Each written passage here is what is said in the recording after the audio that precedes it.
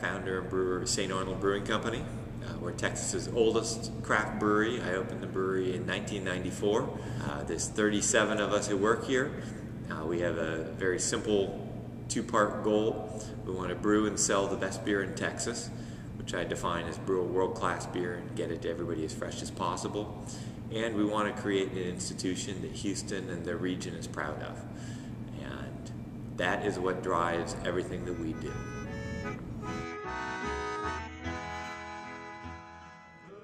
Ever since I was a little kid, I always was interested in business. It probably started with my dad would come home, I'd get out papers that he would have, and when I was about 5, I would pretend that I was doing business. I'm not really sure what I thought I was doing, but I did something with those pieces of paper.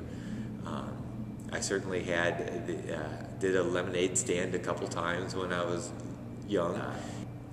I also learned that it's a great way to learn a lot about business, and if you really want to make money, you got to get a little bigger. Was your lemonade stand profitable? It probably wasn't all that profitable until my parents came and helped out, bought a couple more. We weren't on a busy street. That's one of that whole location thing. There's lots of scary moments in running a business, and the key thing is to calmly sit down, think it through, and make a good decision. We had an experience earlier this year where we had developed a new beer. We were very excited about it. We had done many test brews on it, and a test brew for us is about 10 gallons of beer. And we scaled it up. We brewed 11,000 gallons of beer in a big batch, and we tasted it, and we went, it's good. We found ourselves saying things like, well, it's good enough, which immediately means it's not.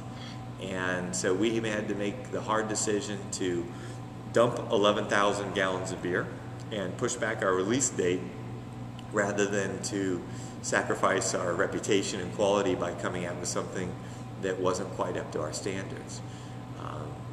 And it's funny, sometimes when you do things like that, you actually turn a negative into a positive. We let our customers know exactly what happened, and they embraced it and saw it as a commitment to quality that we had. So there can be a silver lining in these things. I think probably my biggest inspiration was my grandfather. My grandfather, he was an entrepreneur his whole life. He was in the nursery business. Then his idea of retirement was at age 59. He sold his nursery and he bought a bunch of land up in Northern California and turned that into the Mendocino Coast Botanical Gardens. And that was what he did the rest of his life. And it was near the end of his life. I was sitting there and being a very dutiful grandson, listening to him tell me the meaning of life. Something he said in one of those talks has always stuck with me. He said he considered himself an incredibly lucky man. He feels like he never worked a day of his life because every day he did what he loved. And he was one of the hardest working people I know.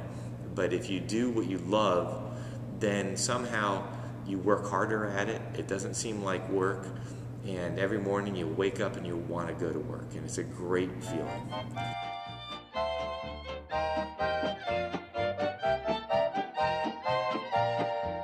You ought to see Deacon Jones when he rattled his bones.